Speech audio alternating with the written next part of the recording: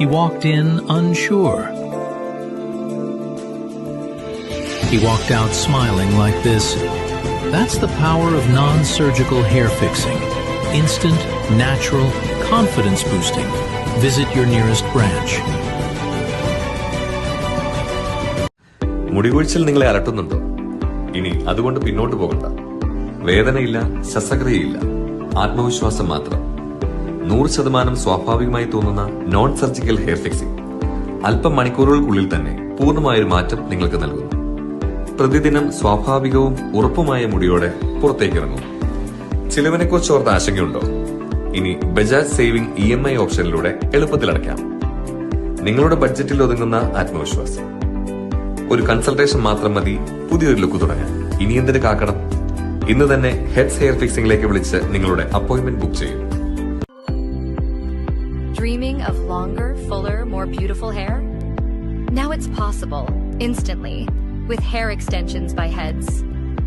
Crafted from 100% natural-looking, premium-quality hair, our extensions blend seamlessly with your own, adding volume, length, and life to your style. Whether you want to enhance your everyday look or glam up for something special, Heads hair extensions make confidence effortless. Heads, because your hair deserves the best. മുടി കൊഴിച്ചിൽ നിങ്ങളെ അലട്ടുന്നുണ്ട്. ഇനി അതുകൊണ്ട് പിന്നോട്ട് പോകണ്ട. വേദനയില്ല, ശസ്ത്രക്രിയയില്ല, ആത്മവിശ്വാസം മാത്രം. 100% സ്വാഭാവികമായി തോന്നുന്ന നോൺ സർജിക്കൽ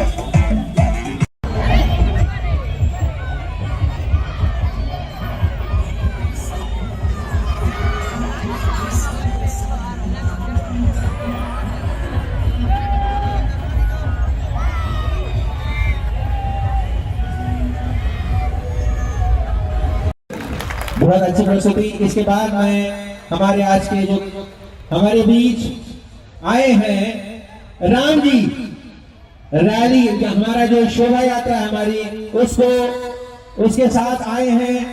अनुरोध करते हैं कि वे स्वागत भाषण पेश करें। रिक्वेस्ट करता हूँ जो भी बाहर हमारे भक्तगण हैं, कृपा करके अंदर आ जाइए।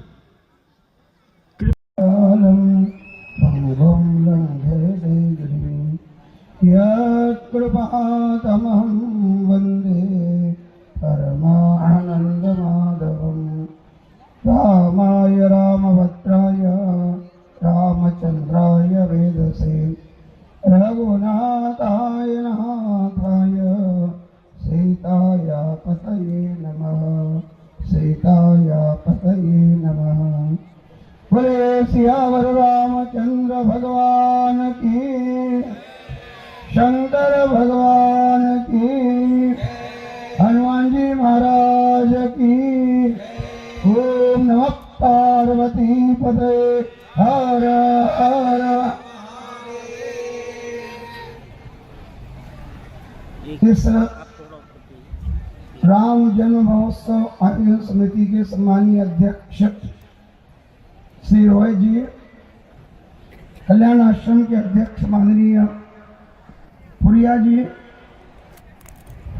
इस ITF मैदान में उपस्थित अन्य सभी संगठनों के सम्मानीय पदाधिकारीगण, देवियों, सज्जनों, भाइयों, बहनों,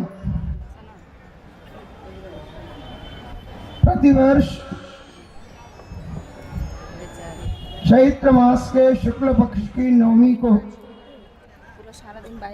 हम भगवान राम का जन्मोत्सव पूरे देश के साथ अंडमान निकोबार द्वीप समूह में बड़े उत्साह, उल्लास और धार्मिक श्रद्धा और समर्पण के साथ मनाते हैं। मेरा ये सौभाग्य है,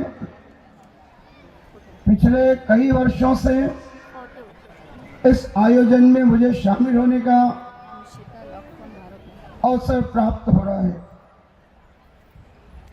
हम सब जानते हैं, हम सनातनी हैं, हिंदू हैं, सनातन धर्म के अनुयायी हैं और इस अनादि जो संस्कृति है, हिंदू संस्कृति है, उसके संवाहक हैं। हमारी संस्कृति में, इस हिंदू संस्कृति में ये विशेषता है कि भगवान अपने आप को प्रकट करता है।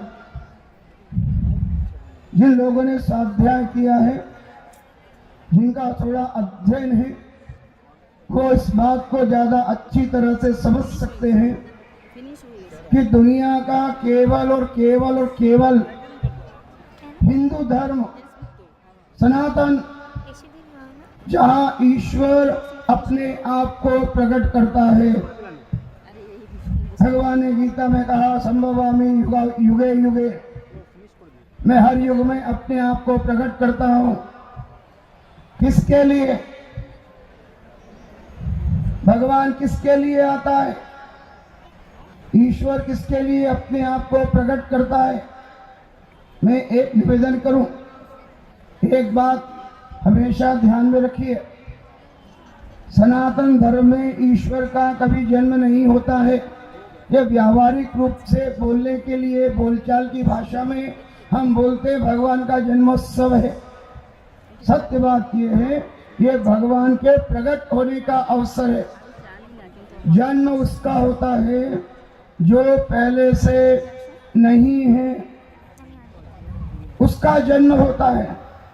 भगवान कैसा है? ईश्वर कैसा है? ईश्वर नित्य है, निराकार है, वो सगुण भी है और निर्गुण भी है, अनादि है, सृष्टि के पहले भी था, अभी भी है और सृष्टि के नहीं रहने पर भी रहेगा।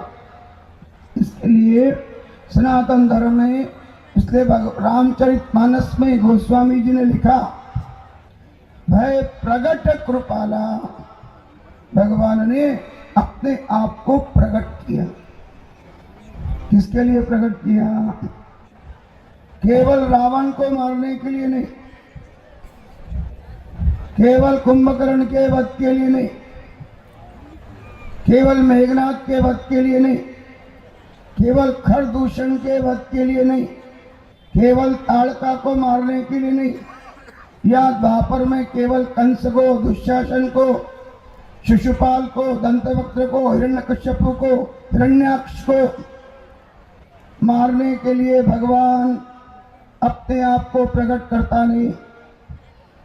ईश्वर आता है, भगवान आता है, भगवान अपने आप को प्रकट करता है धर्म की स्थापना के लिए, अच्छे लोगों के मन में भक्ति के भाव को दृढ़ करने के लिए, लोगों के मन में भक्ति का भाव जगाने के लिए, समाज को संगठित करने के लिए, समाज का जो वर्ग उपेक्षित है, समाज का जो वर्ग जिनके मन में आत्मविश्वास की कमी है, जो पिछड़ा है, ऐसे समाज को संगठित करने के लिए, ऐसे हिंदुओं के मन में चेतना जगाने के लिए भगवान अपने आप को प्रकट करता है।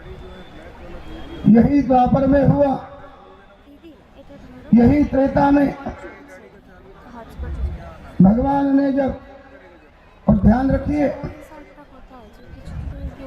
आजादी के बाद में इस देश में जब राज्य के स्थापना की बात हुई तो हमारे राष्ट्रपिता महात्मा गांधी जी ने कहा, इस देश में राम राज्य आना चाहिए।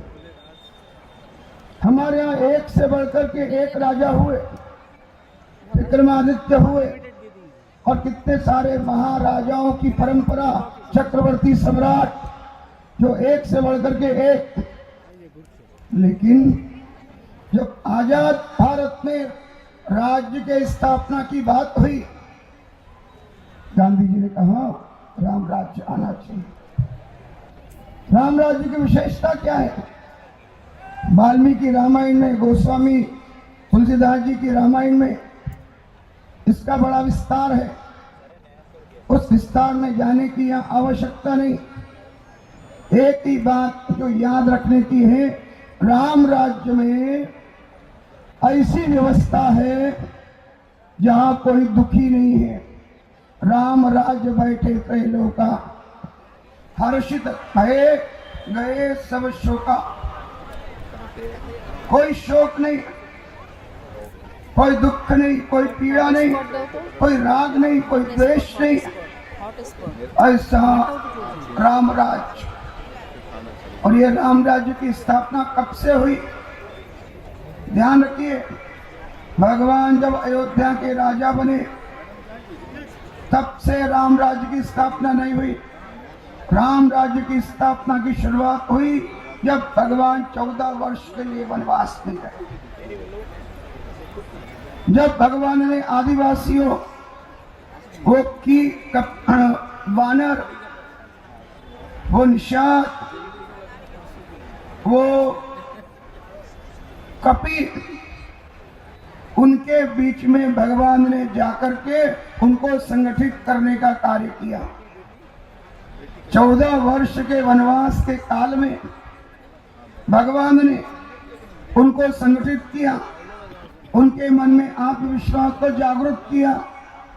और इसका परिणाम ये हुआ कि भगवान ने जब रावण के साथ में युद्ध किया तो उन वानरों को, जो स्वभाव से चंचल है, जो स्वभाव से अपने मन को एकाग्र नहीं कर सकते, ऐसे वानरों को रावण की संगठित सेना के खिलाफ युद्ध करने के लिए खड़ा करते।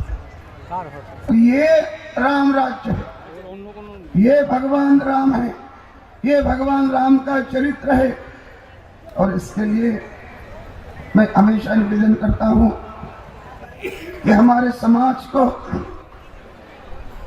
विशेषकर आज की परिस्थिति में, वर्तमान समय में आज जिस प्रकार का माहौल हमारे आसपास है, उस माहौल में यदि कोई एक चरित्र, यदि कोई एक ईश्वर, यदि कोई एक ग्रंथ हमें प्रेरणा दे सकता है, हमने प्रेरणा लेनी चाहिए। वो भगवान राम का चरित्र है। एक पिता के रूप में, एक पति के रूप में, एक भाई के रूप में, एक गुरु के रूप में, एक राजा के रूप में, और यहाँ तक कि एक शत्रु के रूप में भी भगवान का जो चरित्र है वो अनुकरणीय है। आज जिस प्रकार का माहौल सारी दुनिया में है, आप सब उस वातावरण से, उस माहौल से, उन परिस्थितियों से परिचित है। तब वो चरित्र हमको प्रेरणा देता है, तब राम जी का चरित्र हमको मोटिवेशन देता है, इंस्पिरेशन देता है, हमें प्रेरणा देता है। क्या चरित्र है, क्या राम कथा है। क्या केवल राम जी नहीं, भरत, शत्रुघ्न, लक्ष्मण, क्या उनका चरित्र है। आज जब चारों ओर सत्ता को लेकर के, प्रॉपर्टी को लेकर के, धन को लेकर के इतना संघर्ष है, इतना विवाद है, तब त्रेता में एक परिवार ऐसा हुआ, एक राज परिवार ऐसा हुआ जहां 14 वर्षों तक, ये इतिहास है, हम जब इसको पढ़ते हैं रोंगटे खड़े हो जाते हैं। 14 वर्षों तक उस अयोध्या के राज सिंहासन पर भगवान राम की खड़ा हुए राज करती है। यह इतिहास है इस देश का। हमने कभी सत्ता को प्राथमिकता नहीं दी। दुनिया का पहला धर्म जो सर्वे भवन्तु सुखिनः की बात करता है, जो वसुधैव कुटुंबकम की बात करता है, जो कृण्वन्तो विश्वमार्यम की बात करता है, हमने कहा सब सुखी हो। ये वैदिक प्रेयर है। हम जब बोलते हैं सर्वे भवन्तु सुखिनः, हमारे शास्त्रों ने, हमारे वेदों ने कभी ये नहीं कहा पुरुषः भवन्तु सुखिनः। कभी ये नहीं कहा हिंदू भवन्तु सुखिनः, क्या कहा वेदों ने? सर्वे भवन्तु सुखिनः। भगवान की बनाई हुई सृष्टि में सब लोग सुखी हो, हम इस बात को मानते हैं। एकम सत विप्रा बहुधा वदंती, ये वेदों की घोषणा है।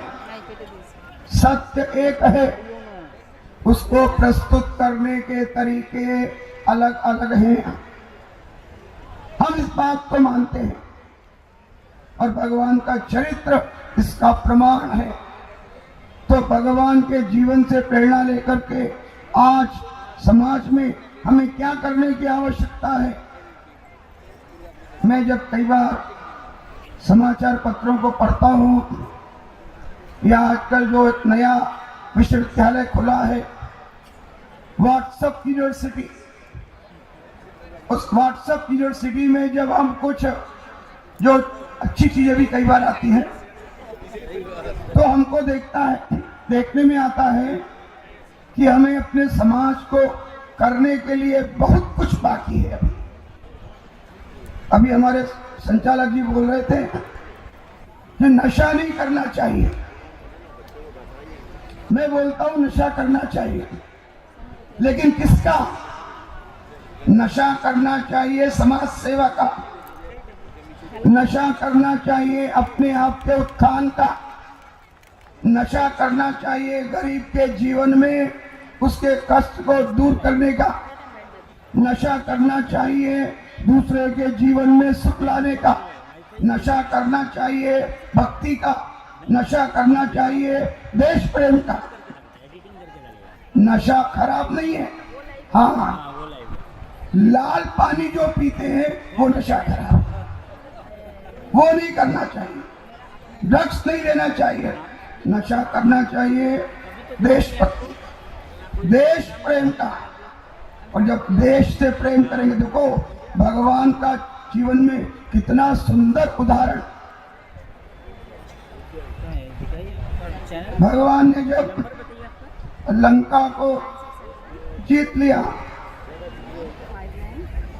लक्ष्मण के मन में विचार आया और लक्ष्मण ने भगवान से कहा, भगवान हे भ्राता, अभी हमको अयोध्या वापस जाने की जरूरत नहीं,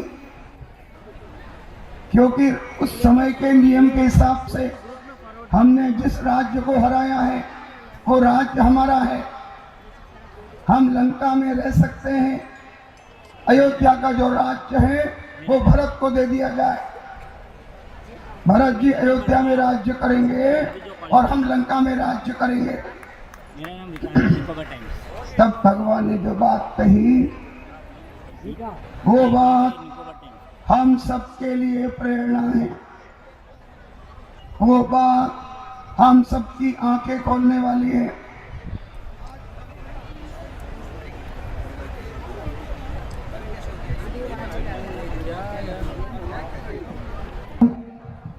और ये कहानी पूरी करके खत्म करता हूं। तो शायद मेरे हाथ से बंद हो गया। लक्ष्मण ने जब कहा कि हम अयोध्या में ही नहीं जाएंगे और लंका में रह जाएंगे, तब भगवान ने जो कहा वो हम सबके लिए प्रेरणा है। भगवान ने कहा, अपितु स्वर्णमयी लंका नमे लक्ष्मण रोचते जननी जन्मभूमिश्च स्वर्गादपि करियसि। हे लक्ष्मण, ये ठीक है,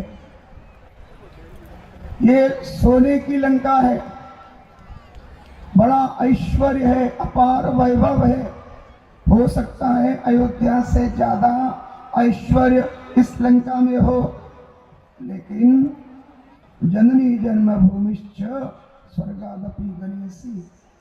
लेकिन मेरी जो जन्मभूमि है, मेरी जन्मभूमि मुझे स्वर्ग से भी ज्यादा प्रिय है। तो इसके लिए हम भगवान के चरित्र से प्रेरणा लें, हमारे समाज को हम संगठित करें, जैसे भगवान ने संगठित किया, समाज को संगठित करें, समाज के मन में आत्मविश्वास जगाएं, हिंदू होने की चेतना जगाएं, हिंदू होने का स्वाभिमान जगाएं और अपने देश से प्रेम करें। देश से जब प्रेम करेंगे, देश की सेवा अपने आप हो जाएगी। पुनः एक बार आप सबको श्री रामनवमी की बहुत बहुत शुभकामनाएं। भगवान की कृपा, उसका अनुग्रह, उसका आशीर्वाद, उसकी प्रेरणा सबके जीवन में बनी रहे और हम इस शरीर के माध्यम से हमारे से कुछ अच्छा कार्य हो। इन विचारों के साथ में जय श्री राम। जय श्री राम। सभी को, अंडमान की जनता को विश्व हिंदू परिषद बजरंग दल की ओर से रामनवमी की ढेर सारी शुभकामनाएं। आज बहुत ही भव्य रैली विश्व हिंदू परिषद बजरंग दल के माध्यम से आयोजित किया गया और अंडमान की जनता ने पूर्ण रूप से सहयोग किया और एक बहुत ही अच्छा समाज में मैसेज दिया और रैली बहुत ही शांतिपूर्ण और बहुत ही सम्मान के साथ रैली आगे बढ़ी। इसमें सबके सहयोग के लिए बहुत बहुत धन्यवाद।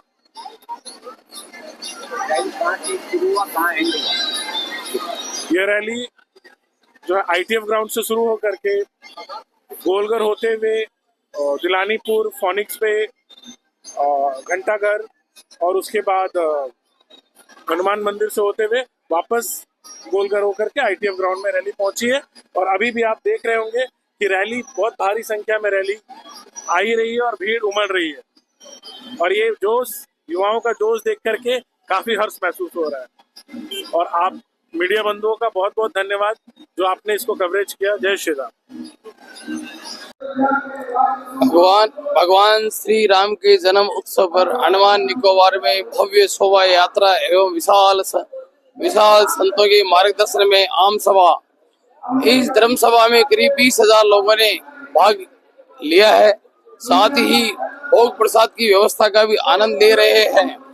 भव्य रैली में इस अंडमान की जनता की कुशलता की कामना की विश्व हिंदू परिषद कामना करता है कि इस आयोजन और भगवान राम के जन्म पर सबको मंगल हो, अंडमान निकोबार का विकास हो।